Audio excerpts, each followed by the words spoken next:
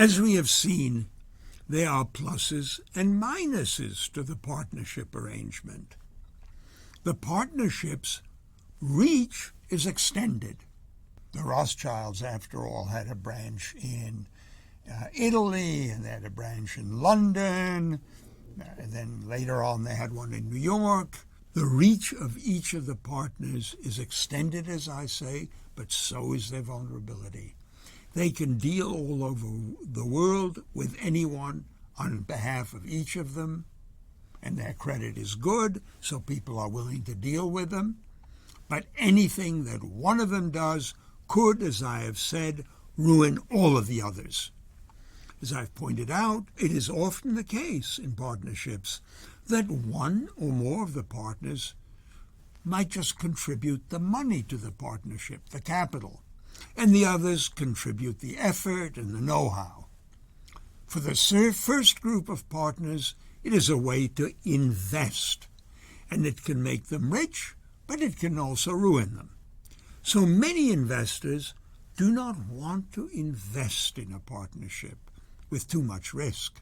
Some are willing to take that risk, but some may be willing to settle for less profit if it decreases the risk. So some investors may want a device, a machine, that would make them money, but they want to limit their risk. Instead of this, investing their full estate, entering contracts and deals with their full estate behind them, which I've shown here by showing them investing with all their assets, they want something like this. And that is an investor standing behind and investing in an instrument. Let's call it a black box. The investors stand behind a wall and put their money into the black box, say $1,000 each, to get it up and running.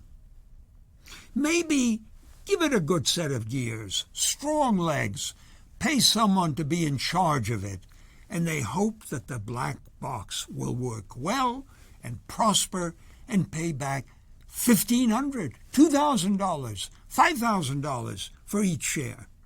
The important thing is that the investors don't want to risk losing more than their initial stake.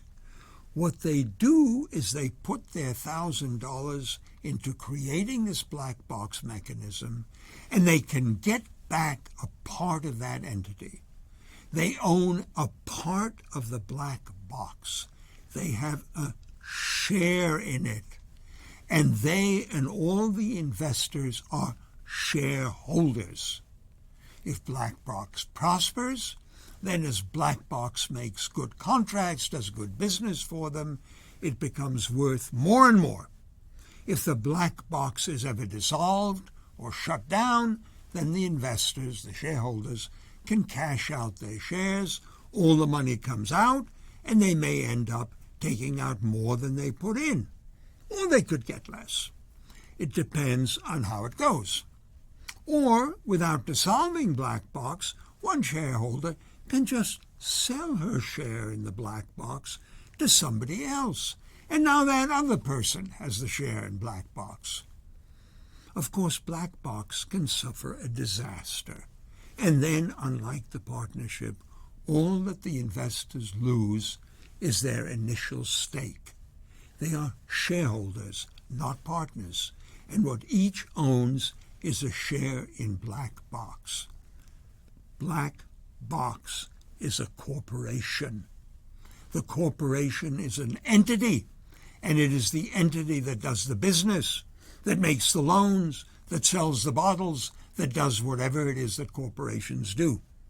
The shareholders in the black box may have a contractual relation with each other, that's fine, but as between black box and outsiders, those with whom black box deals as if it were a person, let's say black box comes to the auction and bids as black box, then as far as the auctioneer is concerned, as far as the outside is concerned, they are dealing only with black box, and they can, of course, choose not to deal with black box.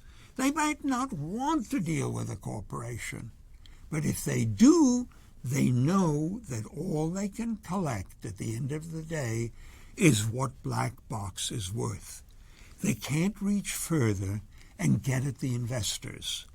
As a saying goes in corporate law, they cannot pierce the corporate veil. And of course, the investors are not agents of each other. Each of them has their own individual relation to black box. So the corporation is a network of contracts, but no one person or persons are the corporation. It is a strange and marvelous invention.